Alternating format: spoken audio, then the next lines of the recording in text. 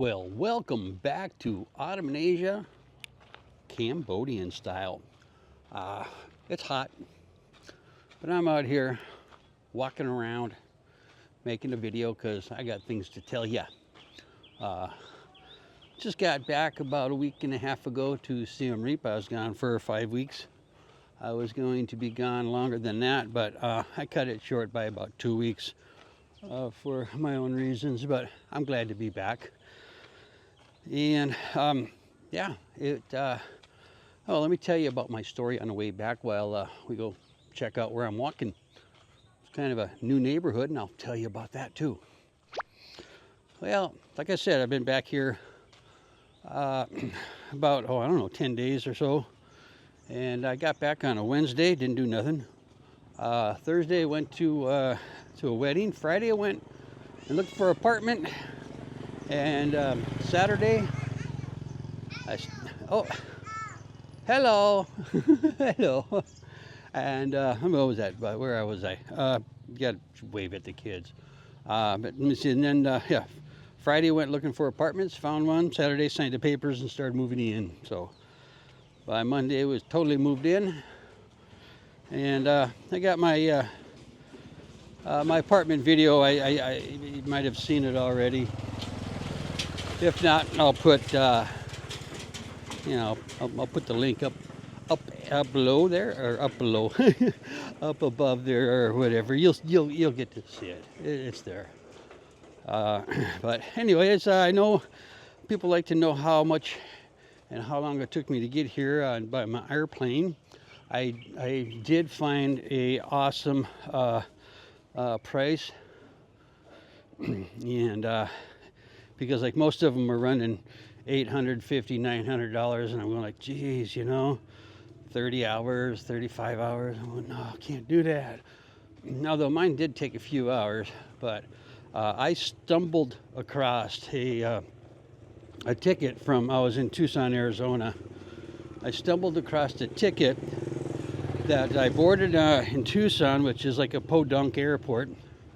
And it sent my my luggage all the way to Bangkok, and that was like, cool. So I went from Tucson to San Francisco, had a 3-hour layover. San Francisco to Hong Kong, had a 3-hour layover, and then Hong Kong to Bangkok. And I got into Bangkok in the middle of the night, like 1 o'clock. Got my luggage and everything, and luckily there was some restaurants open still, and so I got something to eat. I had to wait until 5 o'clock in the morning because I had to change airports, and which is kind of a pain in the butt, but it's, if you know what you're doing, it's not all that bad. So I had to wait till 5 o'clock for the first free shuttle from Suvarnabhumi to Don Mueang Airport. And so I got there about 6 o'clock in the morning, and they let me through real quick because I was, pre-boarded or whatever, and they just checked in my luggage, and I went through security, no problem, and got back into Siem Reap about 11 o'clock in the afternoon. On that whole entire trip, all the flights cost me $667. That was a lot better compared to the $850 or $900 that I was seeing. But I will say it's nothing like the pre-COVID. God, I'd get a round trip ticket for pre-COVID on that. But hey, they made it into a different world, right? We won't go there. But I used to be a conspiracy theorist. I guess I still am, but I ain't gonna go there. It's just, can't do nothing about it, so why worry about it? Just enjoy what you can. Okay, let me see. Talked about, I already got an apartment, talked about my flight, and got one other thing that's kind of cool I was thinking about. Let's see if I can pull this off. I even got some notes with me. Yeah, Got in my notes. I'm sure some of you have heard the term culture shock. Well, that's like when you go to a new country, that's like a lot different from your home country. Like coming from the United States to Cambodia. There's a lot of things in the culture that takes a while to get used to, and mentally, emotionally, physically. That's culture shock. And it seems like, you come over for, a 2-week holiday. There's a few culture shock things, but you stick around a little bit longer. It seems to be exacerbated a little bit more, such as like the food. That's the number one culture shock. Oh, wow, that's food so much different. Well, yes, it is. And, get used to it, or, continue eating what you like to eat, or well, whatever you choose, you just keep on eating. But how about the concept of reverse culture shock? Now, I went back to the States for 5 weeks, and I noticed some reverse culture shock. Went back to where I grew up at. I'm going like, wow, this is kind of different. A few of the things is let's go and talk about it. First on the list, of course, is food. Well, no, it's not. It's a sticker shock, which is kind of related to the food too.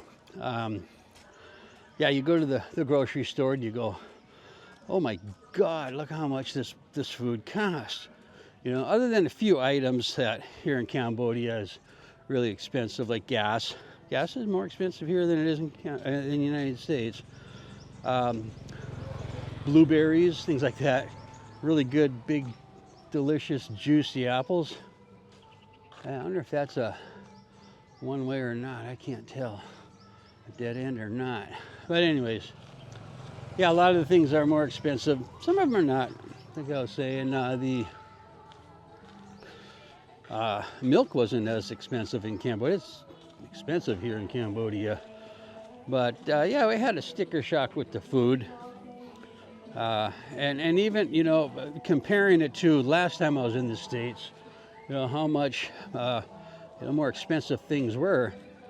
And one other thing I want to talk about the sticker shock part was I didn't notice the shelves stocked as full as it used to pre-COVID, and it just hasn't caught up, and that's a little bit spooky there.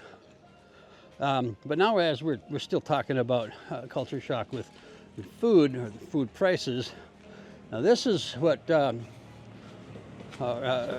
really got me, and definitely talk about it. So, it gets not so noisy. And that is the food that I was eating. I was sick coming into Cambodia a couple times.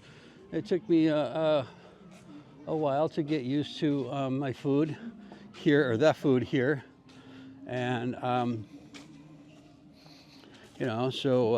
my stomach and all that, even with having Crohn's disease, it was different. But I got used to a lot of the foods here in Cambodia. And I was feeling really good, regular and everything, That's something us old folks talk about. Yeah, I'm regular today. Anyway, I get back to the United States and start eating food like I normally used to. And, my body just went crazy with the food. It was like, oh my gosh, I'm getting sick again. My stomach's not feeling good. Heartburn and gas like crazy. Thank God I sleep by myself. Because, copious amounts. Okay, I don't know why. It was just horrible. There was a reverse culture shock on the food, which kind of surprised me. I thought I'd just, go ahead and hop on and eat some Arby's roast beef sandwiches and Stouffer's lasagna. And no, it kind of got to me. But anyways, I'm back. I'm eating healthier. And while we're still on that, I went and saw my doctor, and they did, they did all the lab tests and all that stuff. And they she looked at it and she says, "Oh yeah, everything is right exactly where it's supposed to be. You have a good bill of health." I'm going, "Oh, cool." And I said, "Even my cholesterol?" And she goes, "Yeah." And I said, "Well, because last year you were saying, hey, I need to take some pills for my cholesterol, blah, blah, blah." And she goes, "Well, wait a minute, let me open up last year's." And she looked at it. She looked at the new one, looked at the old one. She goes, "What are you doing? Whatever you're doing, keep on doing it." I says, "Well, I'm living in Cambodia. That's what I'm doing." She goes, "Oh my gosh." And it was just, okay, I'm going to get lost. It was just a fact of eating a heck of a lot healthier than I did in the United States. The food is so much fresher, as anybody here in Cambodia or a lot of third world countries will know. Same thing with me when I was down in Mexico for 4.5 months during COVID. Everything's so much more fresher. So actually, I'm very happy about that. All of my blood stuff was perfect. Yay. Another culture shock thingy. I'm going to take my notes out. This kind of goes along with what we've been talking about with the food and all that. And that is no bum gun. That's right. No bum gun. That's just crazy. Oh my gosh. I can use toilet paper and smear that stuff all over my butt. No bum. Anyways. I just had to throw that one. No, really, see, it was their bomb gun. Okay, another one. Another one. Driving. I haven't driven a car in like over a year. Motorbike's something different, but hopping in the car, and that was kind of weird a little bit. When you haven't driven one for such a long time. But it's just like riding a bike. You get used to it. Now here's a funny one. It really doesn't. It's nothing bad. It's not positive. It's not negative. It's just something that I noticed. Change in my pocket. Jiggle it around. Change in my pocket. Yeah, because here in Cambodia we don't have coins. So it was kind of funny. I have to every night take all the coins out and put it on the nightstand, and I don't know. I don't know how much coins I left there. It's just, yeah, what the heck, just something that I had noticed that was not really a culture shock, but it was a cultural difference type thing. And another thing that was culture shock from where I was staying at. I was out in the desert, in a desert community, a small town, in a gated HOA neighborhood, and it was quiet. And I'm not saying it's just a quiet neighborhood. It was freaking quiet. It was like being on the moon, although I've never been on the moon, but there was no freaking sound. No birds, no insects chirping. Every once in a while you can kind of hear a car go around. I mean, it was way too quiet for me. Where in the heck are all the birds and stuff, and insects and anything, every once in a while a neighborhood dog would bark or something, but it wasn't the same, and it was just kind of out there in the desert. There's just way too much of nothing. So that that was, I didn't like it. I like the roosters in the morning, and the geckos and the birds and whatever else is cruising around the apartment or the house, or so yeah, I enjoyed that. And you know what? I am actually I am lost. I've never taken a walk in this neighborhood before, so it's new for me. I'm sure it's new for you. Coming to a crossroads, if I at least I know my east, west, north, and south. Hello, dog. I can get back where I need to get back. But anyways, I've rambled on for too long already. So, you know, and if you're still here after all that rambling, if you're still here, you know, you're my #1 fans. I'll see you in the next video. Have a great day. Bye.